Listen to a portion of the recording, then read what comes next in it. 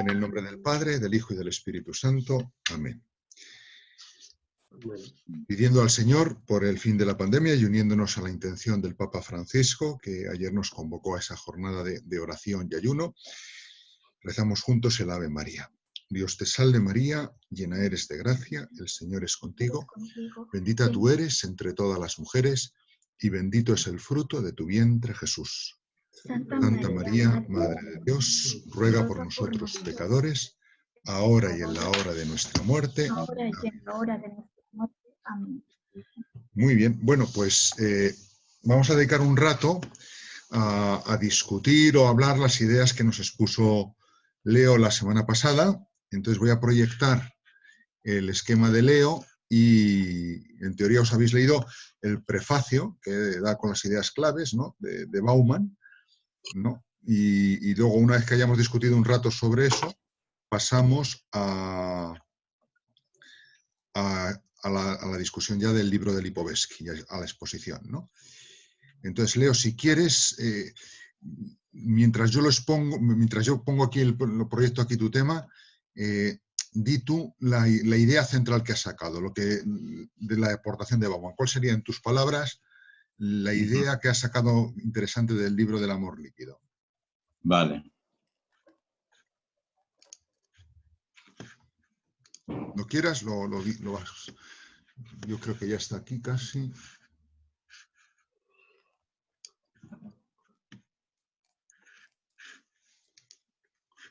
Sí, ya se ve. No sé el tamaño en que lo tendréis.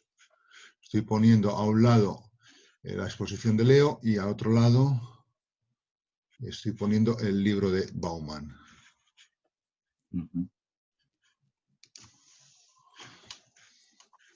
Bueno,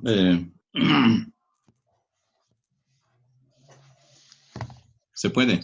Sí, cuando quieras. Vale, bueno, muy bien. Bueno, aquí en la primera página lo esencial es destacar que Bauman es un polonés, sociólogo, y en este libro lo que él hace es un análisis sociológico, ¿no? ¿Sí? Y llega a importantes conclusiones de lo que es realmente las sociedades modernas.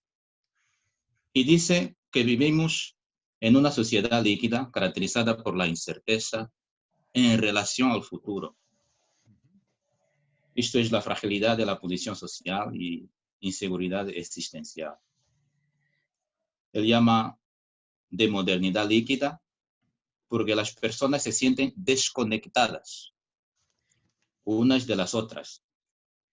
Y hay en ellas este deseo de reconectarse.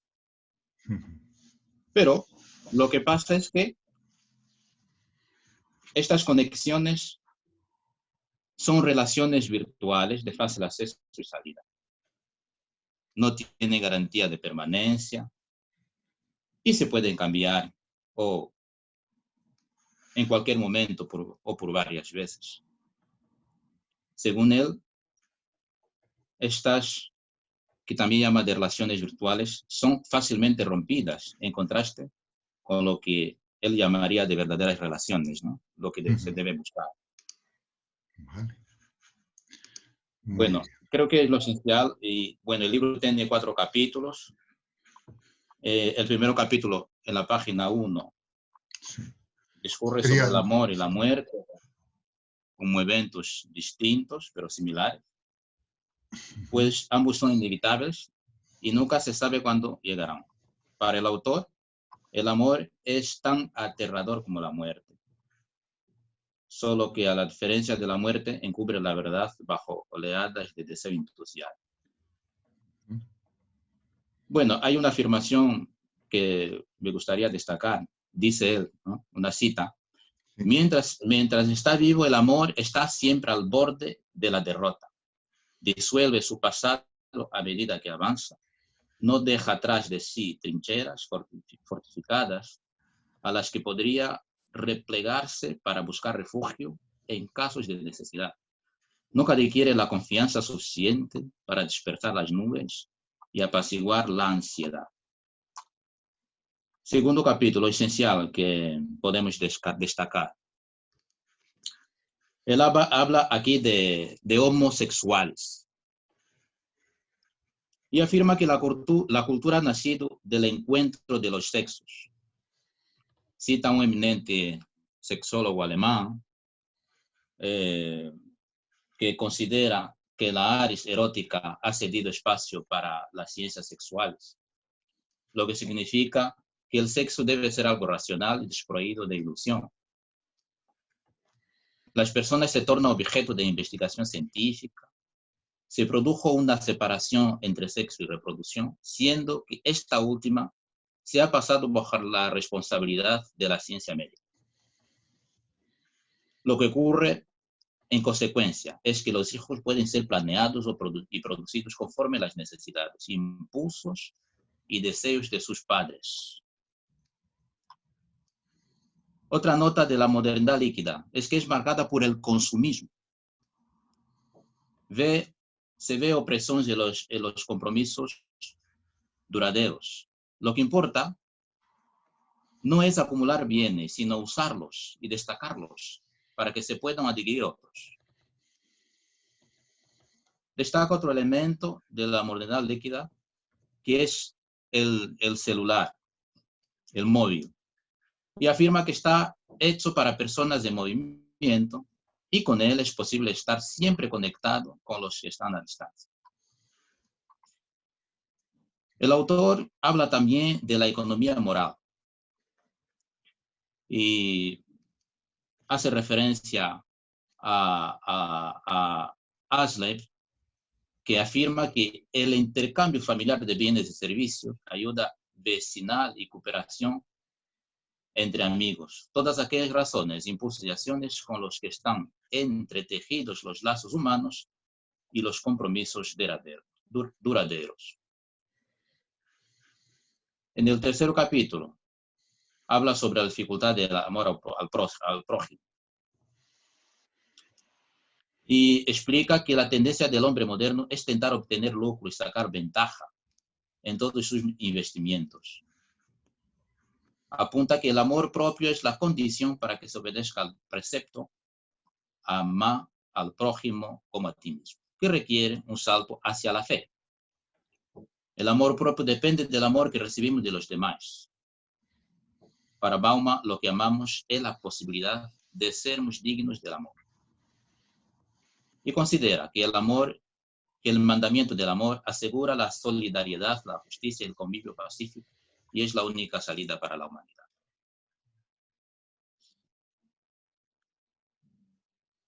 Hace aquí un análisis de cómo están caracterizadas las ciudades modernas y destaca la ciudad de São Paulo, ¿no? Brasil. Dice que donde se han construido barreras físicas en todas partes, alrededor de las casas, de los edificios de departamentos, de los parques, las plazas, los complejos de oficinas y las escuelas. Esta es la imagen en general de la configuración y de la estructura de la ciudad moderna. Bueno, aquí está también la cuestión de la xenofobia, ¿no? El miedo al diferente, que hace que la estructura de las ciudades sea concebida de esta manera. Y hay el último capítulo, Unión desmantelada. Bueno, aquí trata del tema de la xenofobia y la creciente preocupación por la seguridad. Y dice que el problema de la inmigración es uno de los problemas centrales que hoy se enfrenta, que hoy nos confrontamos con este problema. Y dice que el desprecio a los inmigrantes es un ataque a la identidad. Bueno, tiene una mirada hacia la sociedad norteamericana y dice que la inmigración es uno de sus pilares. Denuncia en esta sociedad norteamericana la producción de aquello que él llama de sobrantes humanos. La producción y la reproducción de la orden social y el progreso económico son las principales causas de la selección, del descarte y de la exclusión de las personas que no se adaptan a la nueva orden social. Y dice que un acumular de sobrantes humanos en el planeta es un hecho y faltan aterros sanitarios para los descendientes humanos. Bueno, termina diciendo y haciendo un análisis también en la misma línea de los emigrantes. Habla aquí de la situación en que permanece en cuarentena, la desnudez social, la imaginada comunidad global, que son factores con los cuales los refugiados se debaten diariamente. Una cita importante dice: vayan donde vayan, los refugiados son indeseables, y se les deja bien claro que así es. Son condenados abiertamente por los mismos gobiernos que se desviven por hacer de la flexibilidad laboral la virtud cardinal de su electorado, a la vez que exhortan a los desempleados autóctonos a subirse a sus bicicletas para ir a donde hay demanda laboral. En síntesis, lo esencial que aquí aporta. Muy bien, pues muchas gracias por recordárnoslo, ¿no? En la introducción, que es lo que hemos leído todos, ¿no? Yo subrayo algunas cosas que ya algunas han sido subrayadas por Leo, pero para refrescar la cabeza de todos.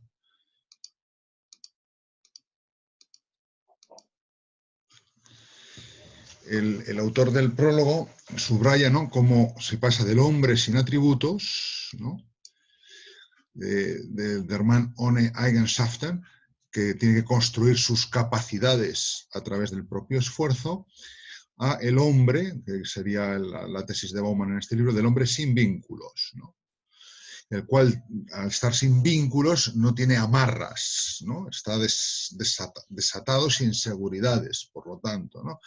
Entonces, tiene que construir esos vínculos también con su propio esfuerzo. O sea, yo creo que aquí la palabra clave es propio esfuerzo, ¿no? Es Prometeo, es Sísifo también, si no lo logra, ¿no? Es decir, porque no tiene ninguna clase de garantía de duración, ¿no? Por eso el sentimiento que acá del hombre sin vínculos, de la sociedad líquida, el hombre que no se relaciona, de esta situación posmoderna, de esta modernidad líquida, el sentimiento que domina, según la introducción, a ver, perdón, que no me avanza esto, es la inseguridad, ¿no? Es la inseguridad. Porque no sé si me va a funcionar esta amarra, no sé si la tormenta me va a llevar a la deriva, ¿no?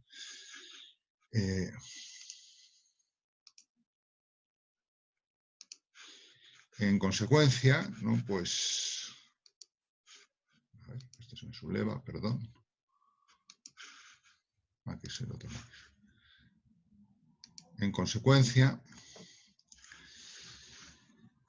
¿no?, se va también se crece el impulso de estrechar los lazos, pero paradójicamente manteniéndolos flojos, ¿no?, que es la frase que subrayaba Leo, ¿no?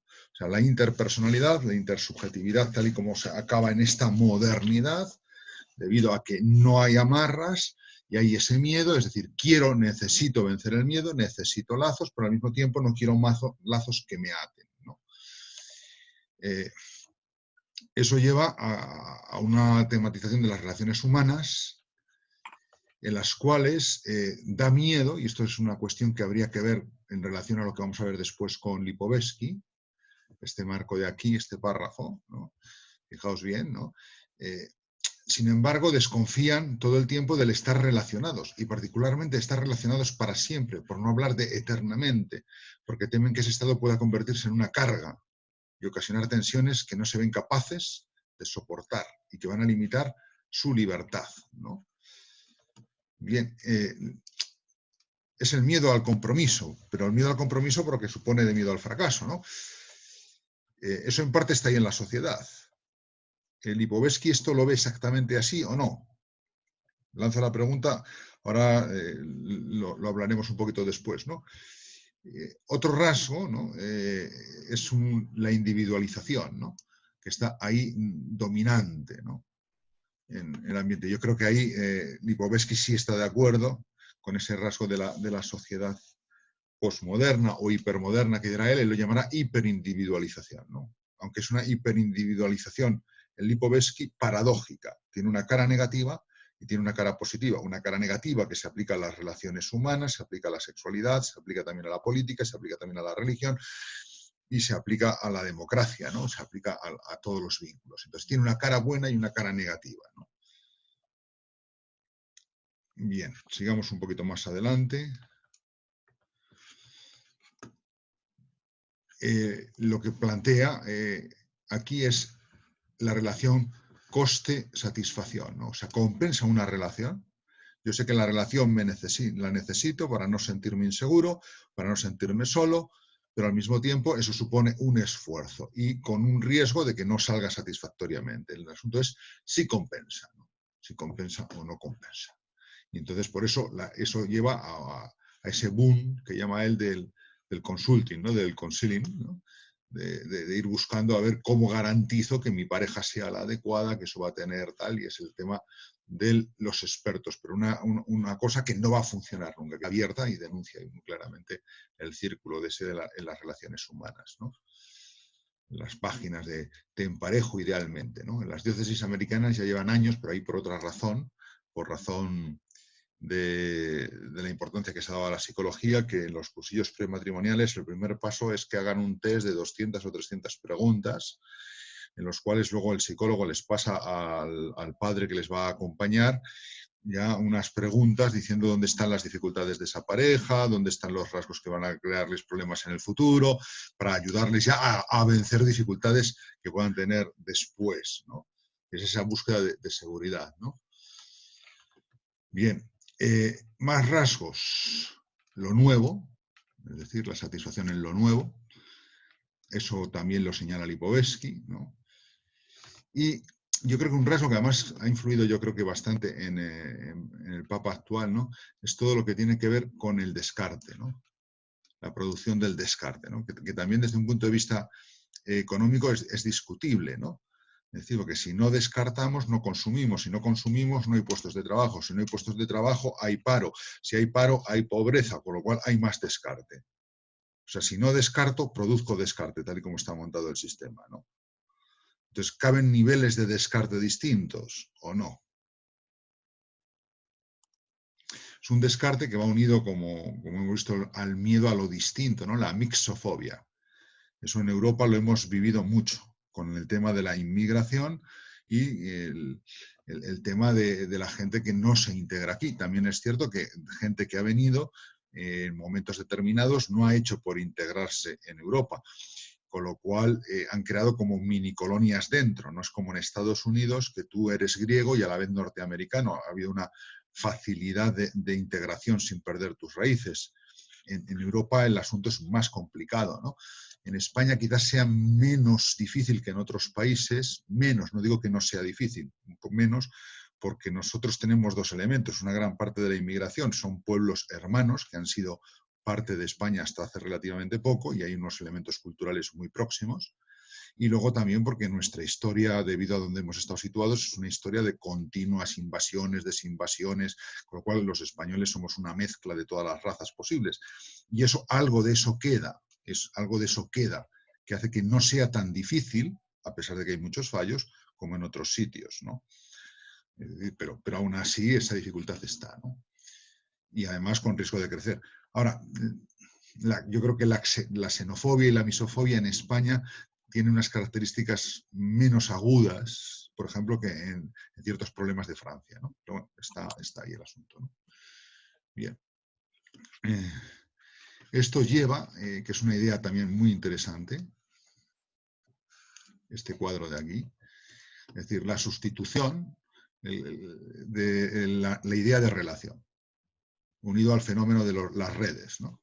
Entonces ya se quita relación por conexión, ¿no? Y en vez de entablar parejas y grupos y demás de relaciones reales, son redes, donde el compromiso es inexistente en el fondo, porque igual que te conectas, te desconectas, ¿no? Se establecen a demanda y pueden cortarse a voluntad, ¿no? Es decir, he borrado a este amigo de Facebook, he borrado a este amigo de mi cuenta de Instagram, lo que sea, ¿no? Entonces eso va a toda velocidad, ¿no? Con total ausencia, ¿no? Entonces, ausencia de vinculación real, ¿no? Entonces son las relaciones virtuales, ¿no? Que curiosamente no solamente es que se den, sino que crecen, crecen, crecen, crecen, hasta convertirse en el modelo, ¿no? La relación virtual se convierte en el modelo, ¿no? De intersubjetividad, ¿no? Y sustituimos una relación de calidad, una amistad, por una gran cantidad. ¿Cuántos amigos, cuántos likes tengo en las redes? ¿No? O en vez de una relación profunda de amistad o de noviazgo, tener muchos amigos o tener muchas relaciones esporádicas, ¿no? Ese cambio, ¿no? Bien, respecto a estas ideas que hemos comentado, dejo de compartir la pantalla y os tocaría ahora a vosotros intervenir. Esto que presenta, este tipo de situación que presenta Bauman, ¿os parece relacionada con lo que hemos visto anteriormente en Sloterdijk, lo que hemos visto en las cartas sobre el humanismo como consecuencia de esa modernidad? ¿O no tiene nada que ver? ¿O qué os parece? Vamos a ver, que no sé qué estoy haciendo. Así, voy a conectar mi vídeo. Vale.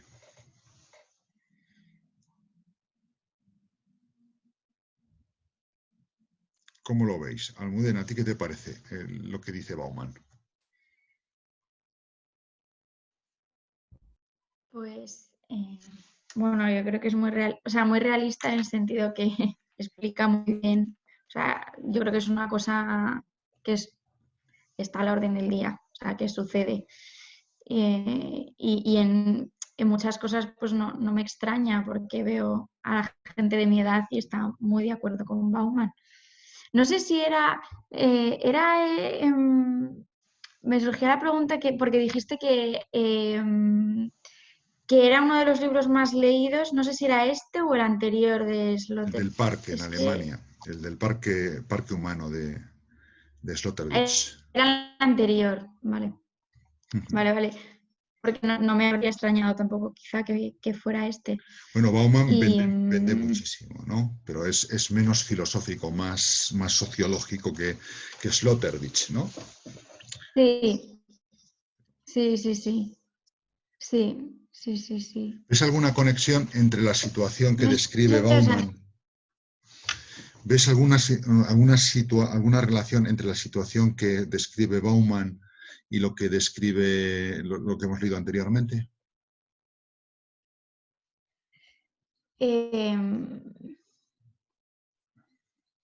O sea, Sartre, por ejemplo.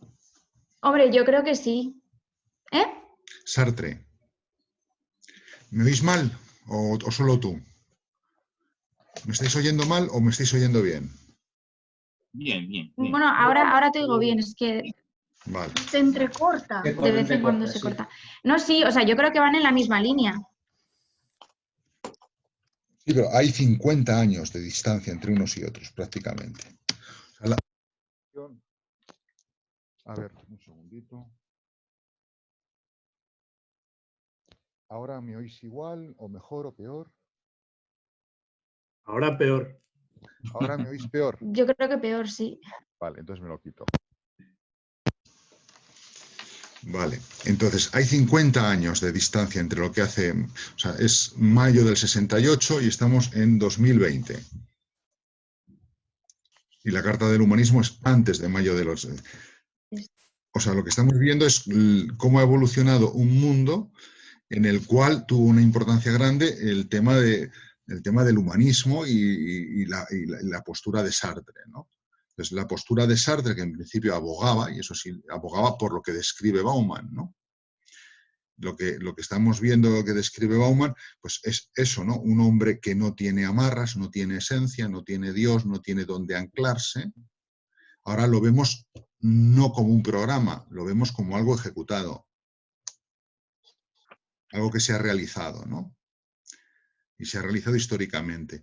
Entonces, este hombre lo que vive es una Sí, o sea, situación... en ese sentido es la consecuencia, ¿no? O sea, el desarrollo, la consecuencia. Que, o sea, lo que decía Sartre, al final, bueno, mi percepción es que al final acaba dejando al sujeto solo, aislado, incapaz de tener relaciones humanas maduras y comprometidas, ¿no? En ese sentido, o sea, creo que es como el aislamiento del sujeto. Entonces no tiene ancla y está aislado, individualizado, ¿no? Darío quiere decir algo, sí. Yo opino lo siguiente, que como, así siguiendo un poco lo que hemos visto y una línea histórica, como que se ha perdido la esencia del hombre, y eso lo expresa muy bien Sartre, y queda arrojado a la mera relación, y esa relación actualmente está quebrada. Y eso es lo que expresan estos autores. Esos vínculos, sean los que fueren, están resquebrajados, rotos, quebrados. Y en el hombre hay algo que permita rastrear, según lo que habla Bauman, lo que se ha perdido o no. O el hombre está ahí sin síntomas de hacia dónde ir. ¿Tiene algún tipo de señal de que eso no funciona y de que hay otro camino posible? Desde la individualidad. Desde ahí, donde se encuentra aislado el hombre, quebrado, desde ahí puede haber una reconstrucción, por lo menos lo que expresan todos estos autores. ¿Dónde? ¿Pero cómo? Desde los vínculos, desde la individualidad, superando la individualidad como un déficit, y creando desde ahí vínculos. Desde el deseo de vinculación. Desde lo personal. El deseo de vinculación pervive, ¿no? O sea, aunque no se dé y aunque dé miedo, ese deseo pervive y está ahí. Lipovetsky lo va a subrayar de una manera más positiva, ¿no? La necesidad Exacto. de espacios de comunión, de comunicación íntima. Y eso es personal, pero a su vez llega a lo comunitario. Se hace presente en lo comunitario, que es también lo que busca el hombre. Sí. Una pregunta. Ser considerado como... Perdona, creía que habías acabado. Sigue, Darío. No, está bien. Ser considerado como tal, de modo personal, pero a su vez la relación. Entonces se da lo individual y lo comunitario. Vale. Pero en definitiva una pérdida de la esencia. Si lo empalmáis con Heidegger... Y Heidegger anda en busca de esa esencia. No sé si lo encuentra. Si él va a estar en oposición del esencialismo y demás, lo entendemos eso, pero hay un deseo más profundo que la oposición que él plantea. Cristina, ¿qué querías decir?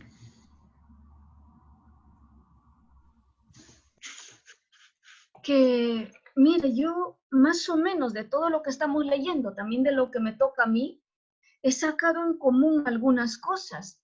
Claro, esto parece ya como que un proyecto que anticipan Sartre y Heidegger, porque, claro, no hay moralidad, la esencia humana es existir, pero ¿cómo estamos existiendo ahora? El fondo yo misma lo veo también por experiencia personal en la globalización. ¿Y qué consecuencias trae? El marketing, la sociedad de oferta, demanda, consumo, hasta en las esferas más humanas, como el amor, la familia, las relaciones sociales. Hay en la moral, que es una moral débil, hay una superficialidad, una sociedad del bienestar, como se habla en Alemania, se dice el Wohlwollen, que es lo que se busca, ¿no? El fondo del capitalismo, ¿no? Un individualismo exagerado que se compite pues en todas las esferas, a nivel profesional, a nivel humano y hasta en el amor. Eso es, pero claro, eso traía pues, por ejemplo, cuando dice Heidegger, la esencia humana es la existencia, o sea, el vivir existiendo, el vivir en este momento, quizás la parte histórica, buscando el bienestar. Y otra cosa importante, pues que solo se quiere ver el bienestar, pero no las realidades negativas que toca vivir, ¿no? El dolor, la muerte. Sí, cuidado que te va a salir un sermón. Hasta ahí he sacado esos temas. Mira, es decir, ojo a lo de la ética porque es observable de diferentes maneras, ¿no? Sí. Y Lipovetsky, a lo mejor luego lo subrayáis, ¿no? Lipovetsky cuando habla de la ética señala cómo él no intenta hacer ningún juicio, se quiere mantener en un plano más descriptivo sociológico, ¿no? Pero Lipovetsky señala una paradoja. Es cierto que no hay una ética que tenga como un dominio en la sociedad, pero sí hay unos rasgos éticos en la sociedad hiperindividualista. Y él enumera un montón de ellos: solidaridad, compromiso, estar dispuestos a aportar para el otro, voluntariados, al mismo tiempo la sensibilidad ecológica como compromiso. Eso está muy difundido y creciendo, ¿no? O sea, que hay compromisos éticos reales en la sociedad individualizada, los hay. Entonces él señala que más que una desaparición de lo ético, lo que hay es una, uso esta palabra, pluralización de lo ético, de las éticas, ¿no? Que está elegida adrede para no hacer ningún tipo de juicio, ¿no? No es que desaparezca la ética y tampoco implica un relativismo de éticas, que todas valgan, sino que es un momento de pluralización. La individualización lleva también a una pluralidad de éticas, ¿no? Bueno, sería un fenómeno para luego comentar, ¿no? Ahora, cuando yo estoy haciendo esta pregunta de Sartre y Heidegger es para ver vínculos en lo que hay, ¿no? Entre lo que describe Bauman y lo que ahora vemos, ¿no? Entonces, en Heidegger, por ejemplo, ¿nos parece cuando Heidegger habla del tiempo y que el hombre en su historia queda paralizado a la escucha, para captar la esencia, para captar lo trascendente, queda paralizado a la escucha de, como si fuese una especie de, pues eso, de, ¿cómo era el ejemplo que le ponía Lipovetsky, ¿no? Digo, Sloterdijk, ¿no? Como si estuviese el filósofo, como el sabio, como si fuese una especie de gran mago que está a la manifestación de lo sobrenatural, ¿no? Pero, claro, al mismo tiempo que está afirmando eso, lo que ocurre es que el tiempo se come al hombre. Hay unos pocos que quedarían en la historia a la escucha de lo trascendente, pero el resto del tiempo, Cronos, como en el cuadro de Goya, va devorando al hombre. El tiempo devora al hombre. O sea, Heidegger abre la fragmentación del tiempo, la fragmentación de la historia, lo cual es uno de los factores que van a debilitar toda posibilidad de vinculación estable. Todo lo que tenga que ver con vencer el tiempo, con eternidad o el para siempre, ¿no? Eso, el tema del tiempo en Heidegger y cómo lo percibe él en relación al ser humano y al papel del hombre es el que evita cualquier proyecto. O sea, el resultado del hombre de Heidegger en la Carta sobre el Humanismo es un hombre que no proyecta. O sea, el proyecto del hombre es estar a la escucha del ser. Te parece así como muy místico, si quieres, pero no es nada proyectante, ¿no? Está sometido al acontecimiento. El acontecimiento que venga, sea de un tipo o de otro, domina al hombre. Pero el hombre no puede hacerse dueño de su existencia, no puede proyectar.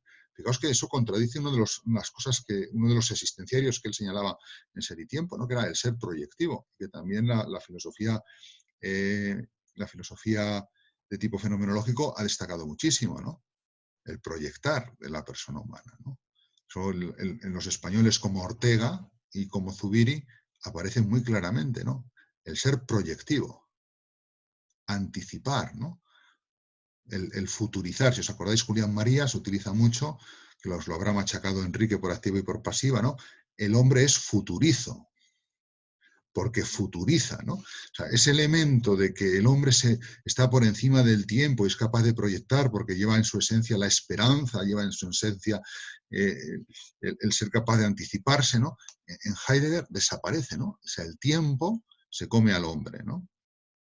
Eso repercute en los vínculos, en la debilitación de los vínculos, y cómo se relacionan con el tiempo, ¿no?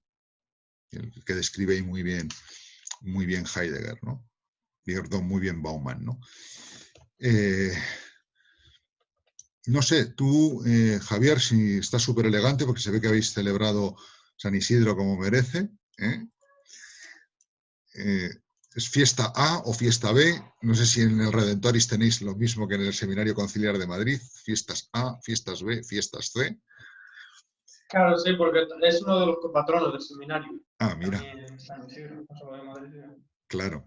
Entonces, yo no sé si tú serías capaz de vincular, tú que hiciste lo de Sloterdijk, la propuesta de Sloterdijk en el Parque Humano, con la descripción de Bauman, en las páginas que hayas leído de Bauman, del amor líquido, o la introducción, la desvinculación, el deseo de vinculación, la modernidad líquida. ¿Ves algún tipo de conexión?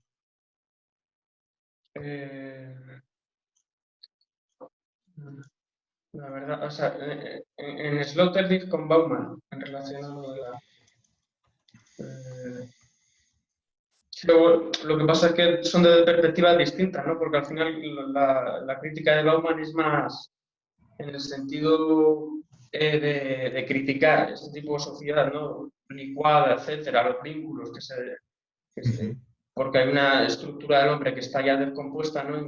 Digamos, desde la posmodernidad y la perspectiva de Sloterdijk era más de sigamos a estos profetas, ¿no? Del poshumanismo, etcétera, como abrir camino en esa crítica, ¿no? Que pretendía contra este otro que comentó usted, que no me acuerdo el nombre, de Habermas. ¿Cuál sería la sociedad que describe o promueve Sloterdijk? ¿Cómo sería desde su planteamiento? Es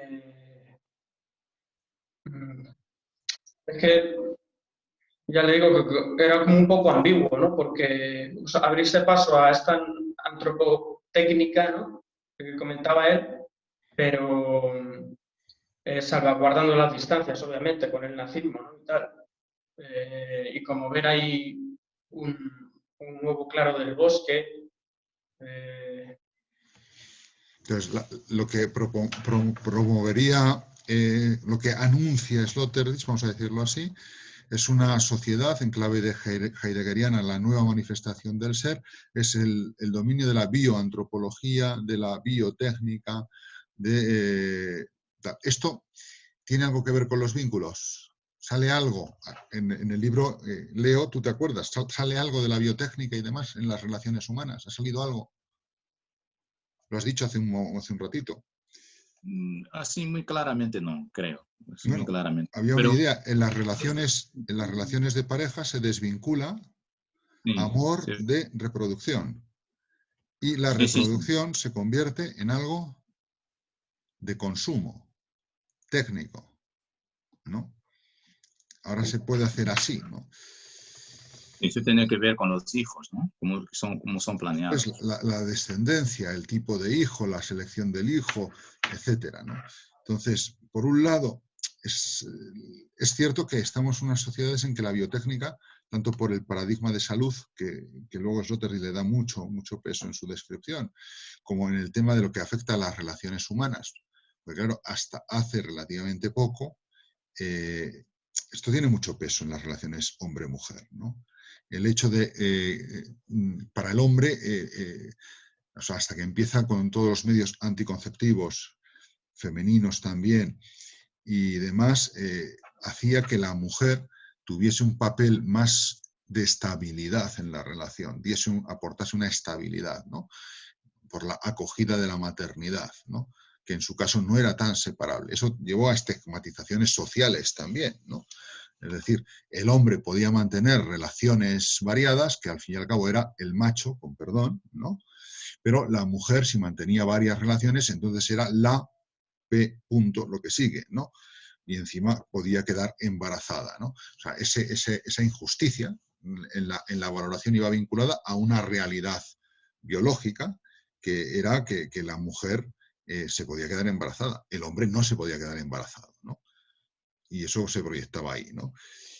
Con la separación de reproducción de sexualidad, ¿no? Eso ha favorecido que en ese sentido se produzca una nivelación. Lo que pasa es que no ha sido una nivelación por el nivel alto, ha sido una nivelación por el nivel bajo, ¿no? Ahora puedes mantener relaciones siendo mujer o siendo hombre que no hay consecuencias. La técnica hace que no haya consecuencias, ¿no? Lo mismo hace que eso se vea la sexualidad como algo susceptible de ser visto como consumo e independiente del compromiso, que es lo que anunciaba Sartre, ¿no?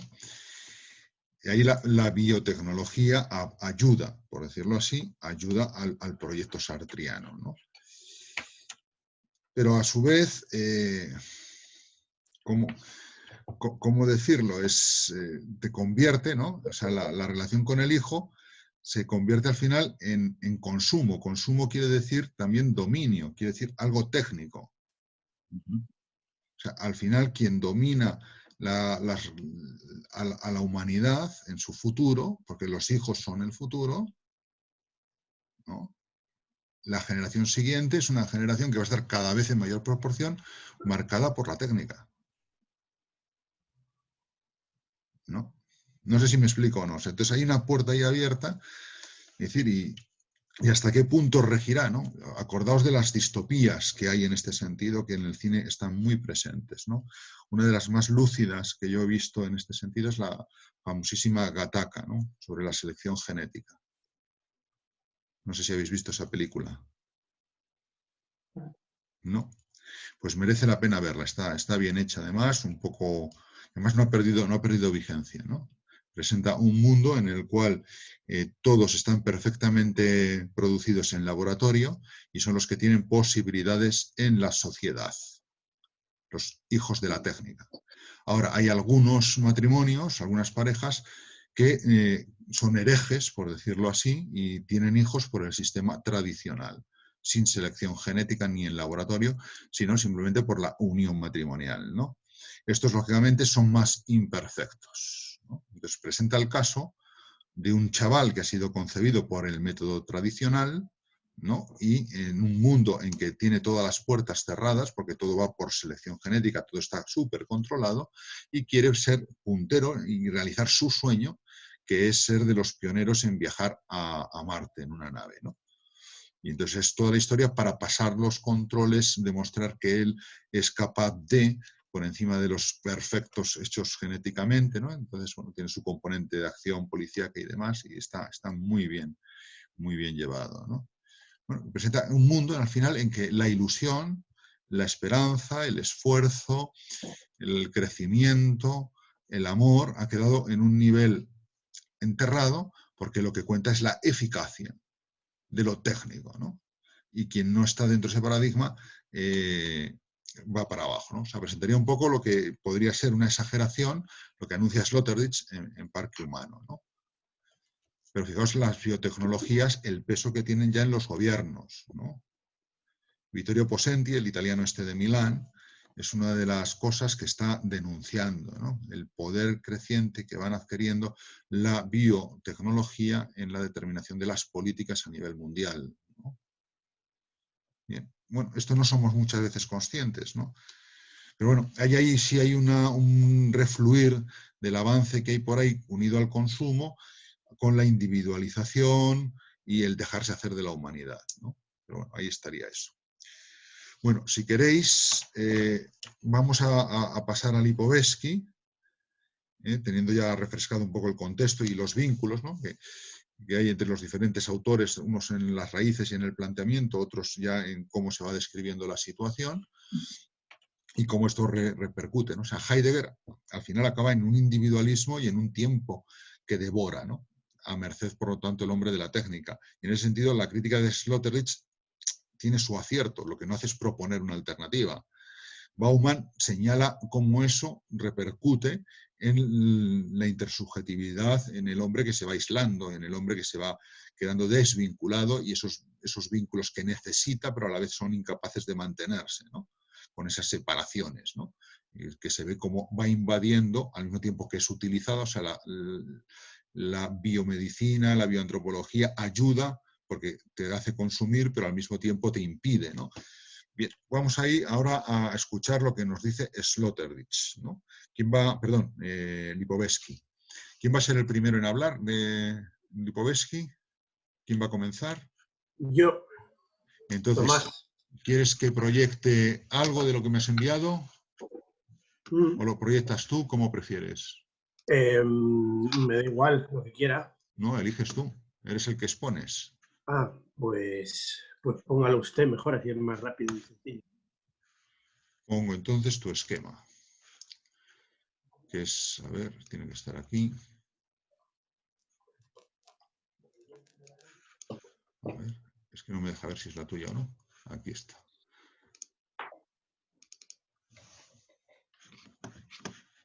Vamos a compartir pantalla. Recomiendo que quitéis las cámaras porque si no yo creo que se nos va a cortar un poco. Bueno, ya lo habéis visto ahora un poco que se... Está la conexión un poco saturada entonces. Un poco loca. Me dice esto, no sé por qué, que tu PDF está dañado. Es el Word. Ya, yo también lo acabo de ver ahora mismo.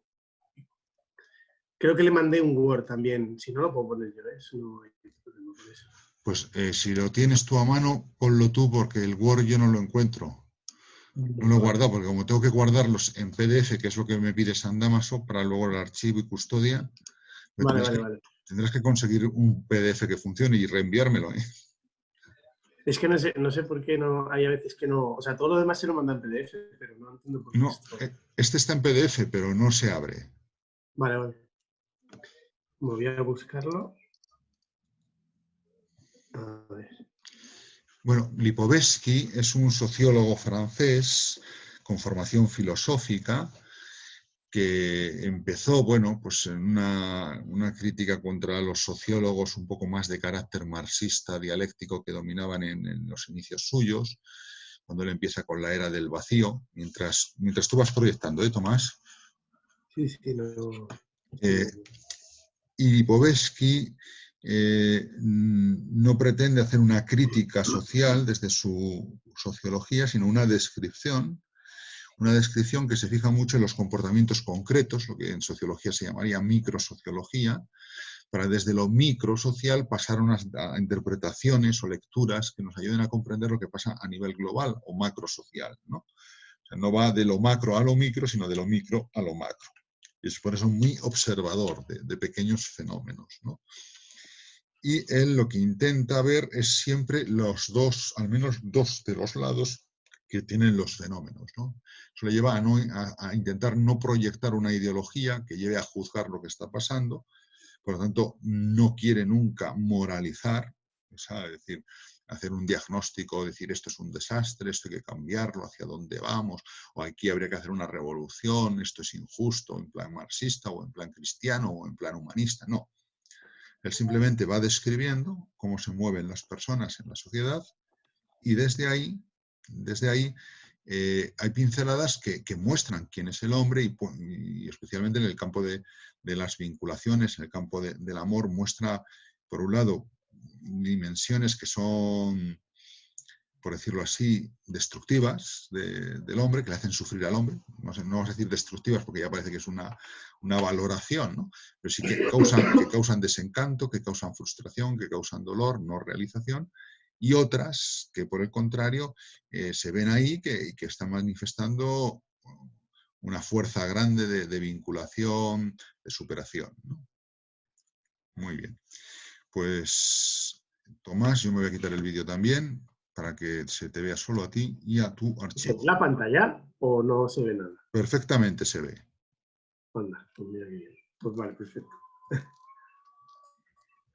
Vale, pues ¿se me escucha bien también? Sí. Vale. Pues yo no veo, pero bueno, si en algún momento se me corta o algo, mejor eso, me lo decís rápidamente y así no sigo hablando solo. Pues la exposición va a tener dos partes. Quiero decir, el libro está contenido en tres partes, ¿no?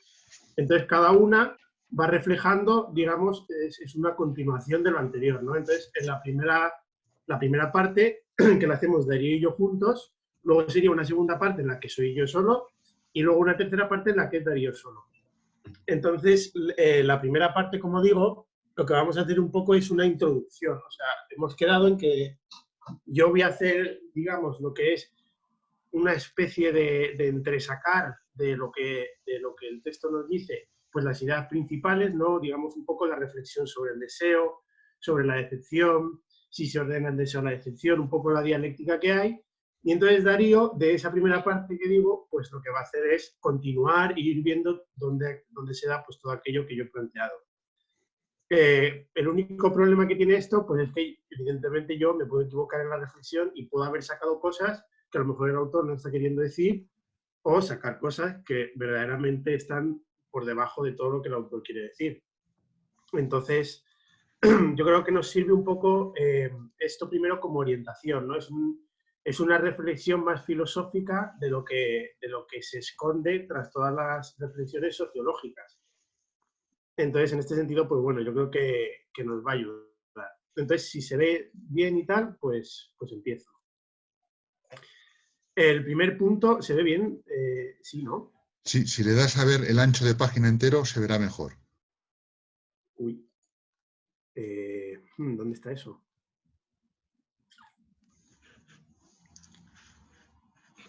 A ver.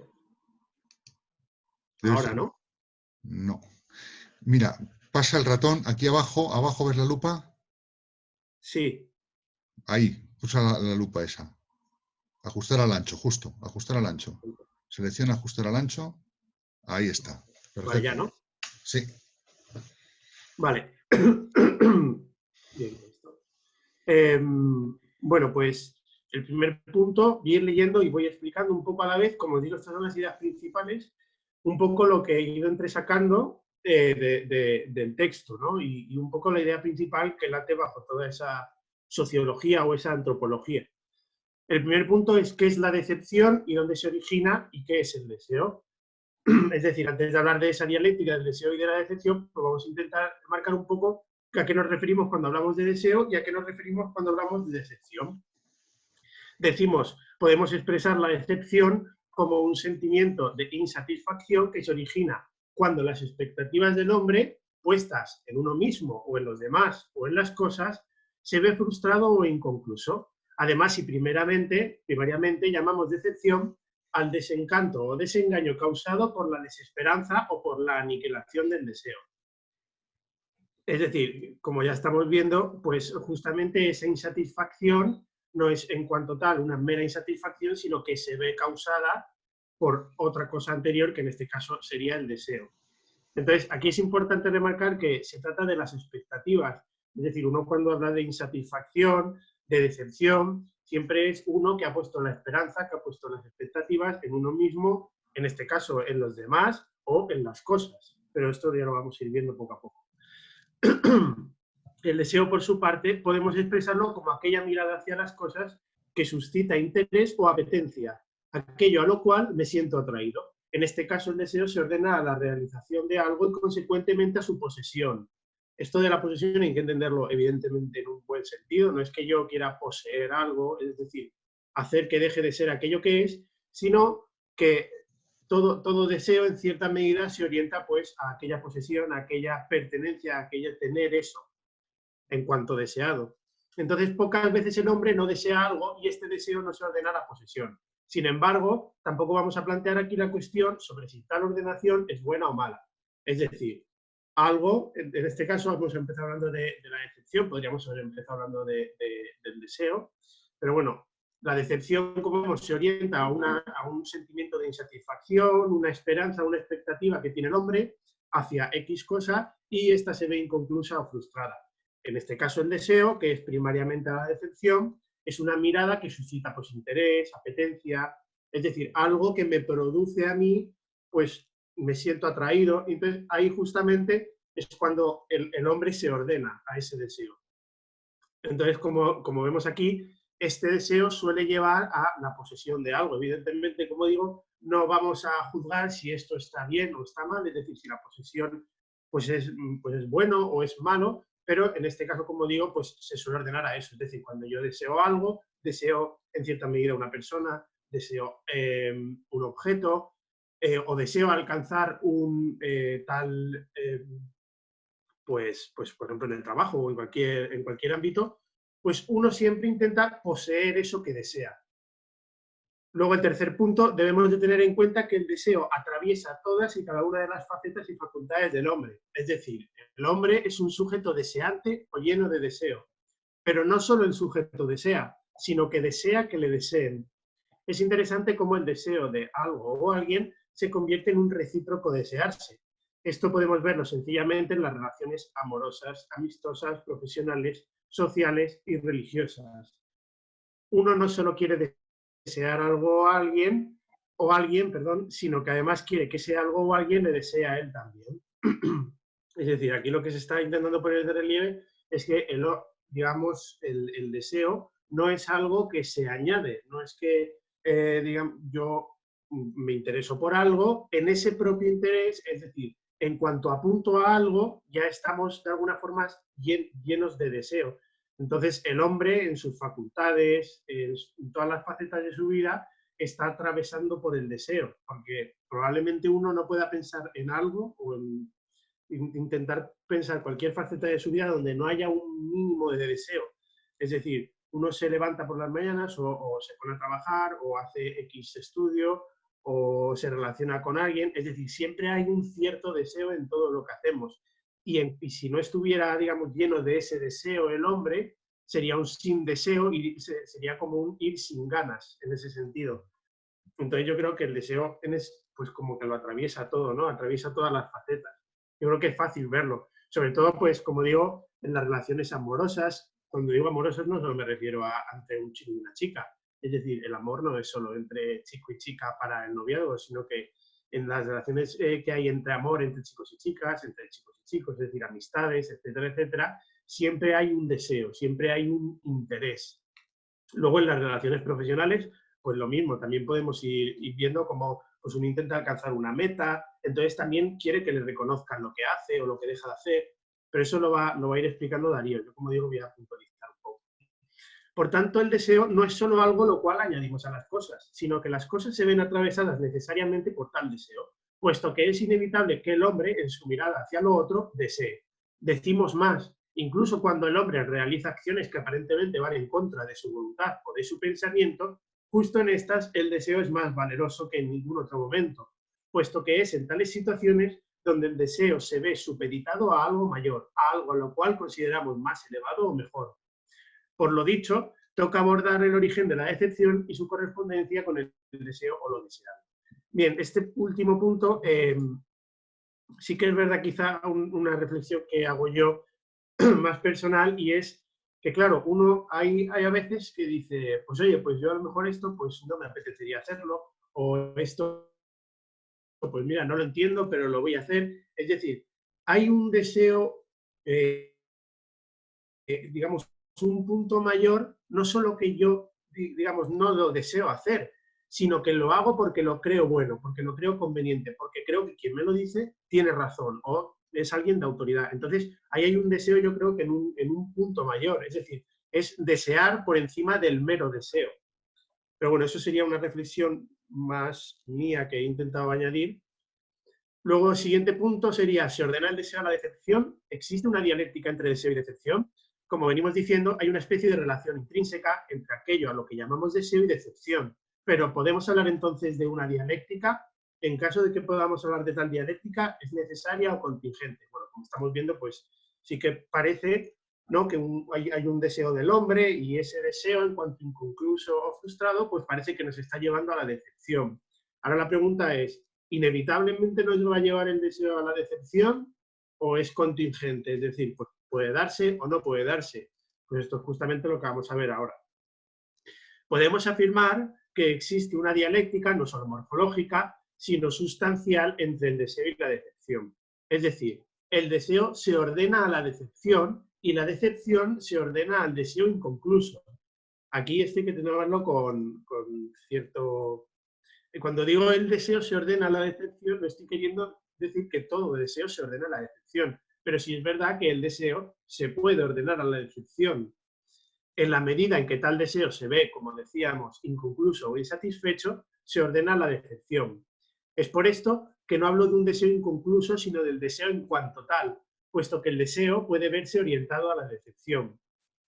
A su vez, en la medida en que se produce tal o cual decepción, se presupone la insatisfacción y el anhelo de tal cosa deseada. Como vemos, siempre que hay una decepción, siempre que hay, digamos, algo inconcluso, esto está presuponiendo que ya había un anhelo de tal cosa, porque si yo no deseo algo, justamente lo que estaba intentando decir antes, si yo no deseara nada, nunca habría ningún sentimiento ni de decepción ni de insatisfacción. Entonces, el hombre, como digo, es un ser que desea, es un ser que anhela, está lleno de esperanza.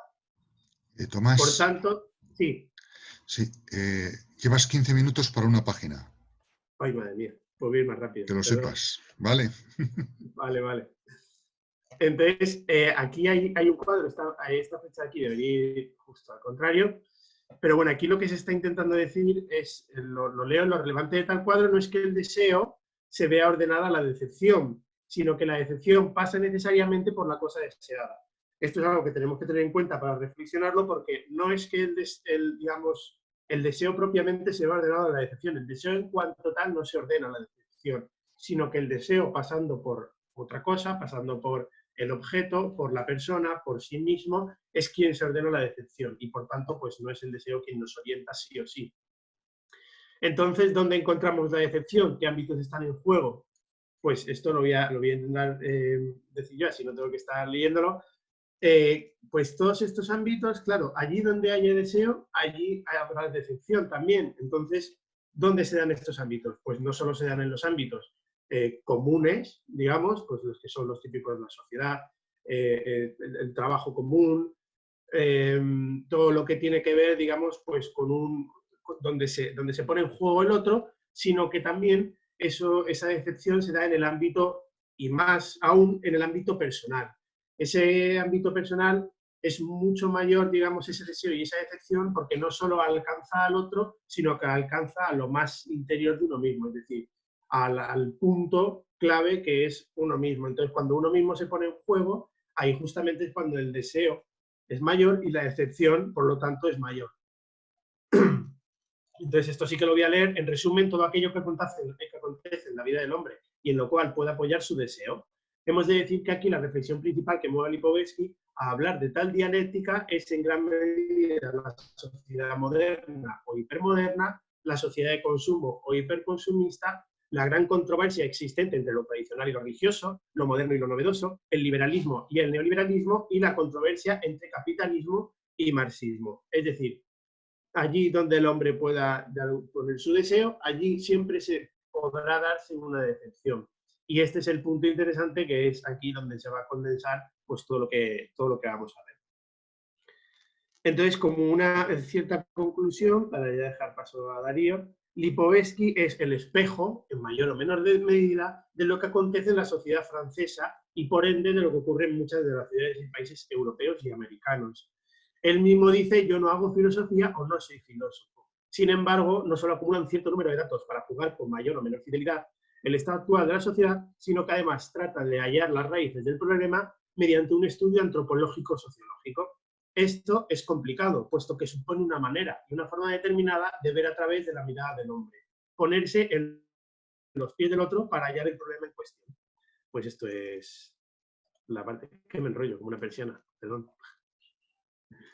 Esto sería mi parte y entonces, pues ahora lo que va a pasar Darío es hacer como la introducción suya, que es ya pues metiéndose en el tema. Pero espero que haya quedado un poco claro esta especie de dialéctica, porque así todo lo demás pues, va a ser mucho más sencillo de entender.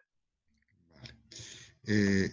Si queréis paramos, porque ya llevamos una hora aquí larga, paramos 5 minutos, pues si alguien tiene que ir al servicio o lo que sea, y en 5 minutos, pero de reloj, nos volvemos a juntar. ¿De acuerdo? Sí. Venga, en 5 minutos vale, nos vemos todos. fenomenal. Hasta ahora.